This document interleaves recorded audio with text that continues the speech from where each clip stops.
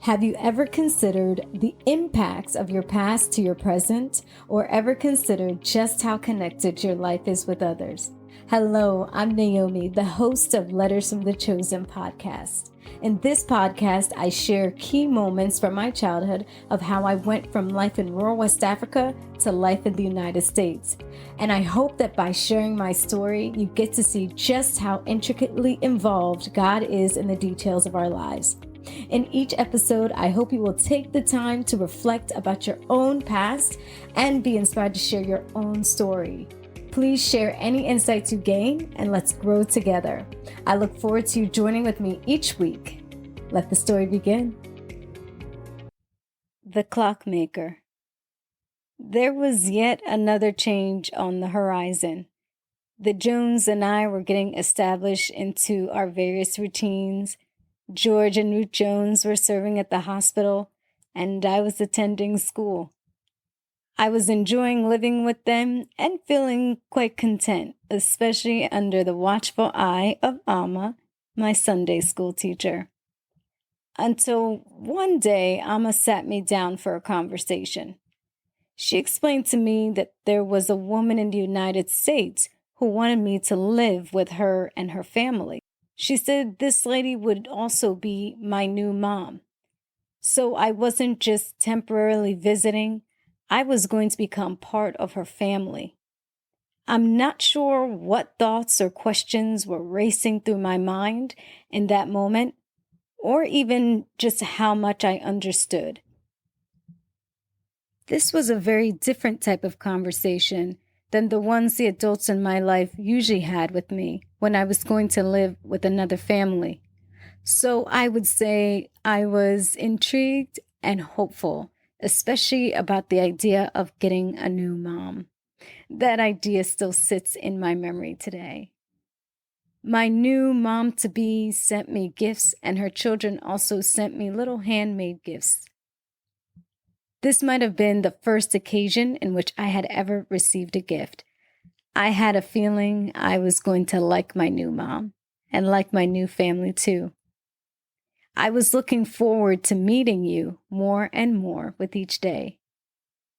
I had no idea what your name was or what you looked like. I knew you were in America and that was about it, but I didn't know where that was. The Jones would take photos of me wearing the gifts you had sent and then mail out those photos to you. I wonder what you thought when you first saw me. There I was, this little girl, cheesing with a big gap between her two front teeth, looking back at you. Thank you for being so brave to take on this bundle of energy that I was. I remember being told of your coming, that you were going to come to Ghana to get me. I knew that everything was going to be different in this next chapter of my life. Not only did you not speak my language, but you did not live in Ghana. This was going to be a whole new territory, and I had no idea what to expect. I couldn't have imagined it even if I tried. So there I was, waiting, hopefully, excitedly, and nervously for the day you would come knocking on the door. Was this the right path for me?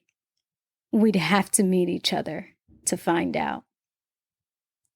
I remember asking you later how you heard about me all the way in the U.S. I remember you sharing the story of how you initially heard about me at your Bible study. You and then Dad-to-be were gathered at one of the members' homes for your usual Bible study. The group shared that the Jones had a little girl living with them who needed a home because they were getting ready to move to their next location in Namibia. The Jones were one of the missionaries your church sponsored. When you entered the car to depart from the meeting, you turned to Dad and told him that you thought I was supposed to live with you both. Dad responded with, "What little girl?" That part always makes me laugh because Dad completely missed the moment. That did not deter anything, though. You both quickly answered the call and began to make space for me in your home. How were you feeling in that moment? Were you nervous? Were you excited? You'd never met me before or even seen me, just merely heard of me. Your family was already complete, so it would appear. Yet you quickly began making provisions and the necessary accommodations for me to live with you.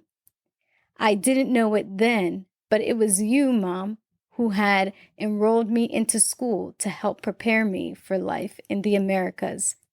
That was such a wise idea, and I thank you for it. Although it didn't go as well as I had expected it did help get me acclimated to being in a school environment. Later, I remember learning about deist beliefs in class. The deists believed that God created the clock, which was the universe, and then he set it into motion. Afterwards, he departed and left it to run on its own.